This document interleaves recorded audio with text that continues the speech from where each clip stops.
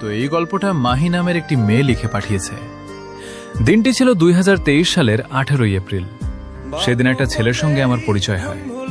প্রথম আমাদের মাঝে মাঝেই দেখা হতো।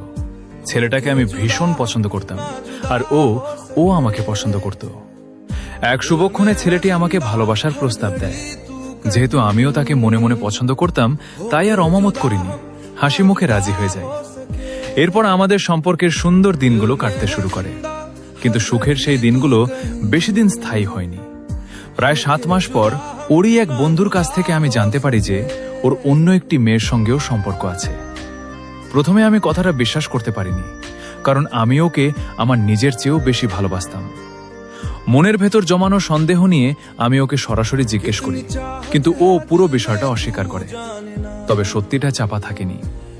সেই ঘটনার পর থেকেই আমার সাথে ওর ব্যবহারে এক বিরাট পরিবর্তন আসতে শুরু করে। ও আমার সাথে আগের মতো কথা বলতো না। মেসেজ দিলে ঘন্টার পর ঘন্টা রিপ্লাই পেতাম না। অবহেলা যখন চরম সীমায়, তখন একদিন আমি নিজের চোখে তাকে তার অন্য গার্লফ্রেন্ডের সাথে দেখতে পাই। এত কিছুর পরেও সে কিন্তু নিজে থেকে আমাকে ছাড়েনি, বরং এক অদ্ভুত দ্বৈততা বজায় রেখে চলছিল। অবশেষে তীব্র রাগ, অভিমান আর বুক ভরা কষ্ট নিয়ে আমি নিজেই ওর জীবন থেকে সরে আসি। আজ 4টে বছর কেটে গেছে, 2026 সাল।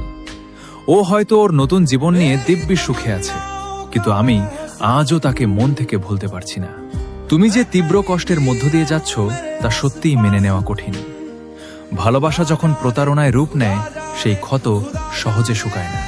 তোমাদেরও যদি জীবনের কোনো গল্প থাকে, আমায় ডিএম করতে পারো। তো কাল আরো একটা গল্প বলবো। বাই।